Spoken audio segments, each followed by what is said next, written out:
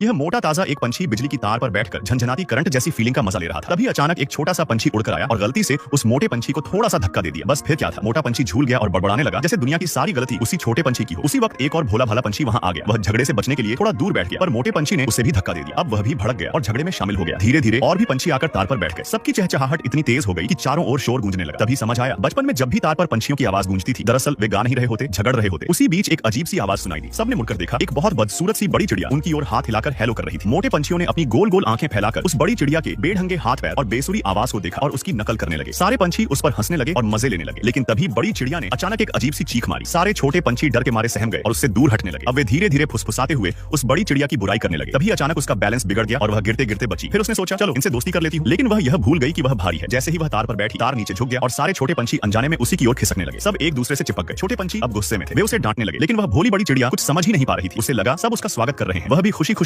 उनके साथ गाने लगी। छोटे पंछी ने गुस्से में बड़ी चिड़िया पर हमला कर दिया, जिससे बड़ी चिड़िया ऊपर उछल गई और तार में लटक गई। अब छोटे पंछी उसके पैरों को चोंच से ठोकने लगे। बाकी पंछी भी मजा लेने लगे। किसी ने रोका नहीं, बल्कि सब चिल्लाने लगे। तभी बड़ी चिड़िया फिसलने लगी। सिर्फ एक पंजे से तार पकड़े हुए थी। सबने नीचे झांका और उनके होश उड़ गए। सारे पंछी घबरा गए और हमला रोक दिया। और अब देर हो चुकी थी। बस हवा में उड़ते पंख ही रह गए। बड़ी चिड़िया नीचे गिर पड़ी सिर के बल, लेकिन उसे कुछ खास नहीं हुआ। जब उसने खुद को संभाला और ऊपर देखा तो सारे छोटे पंछी गायब थे। तभी ऊपर से कुछ गोल गोल चीजें नीचे गिरने लगी। असल में वे थे वही छोटे पंछी जो अब पूरी तरह नंगे हो चुके थे। उनकी हालत देखकर बड़ी चिड़िया ठहाका लगाकर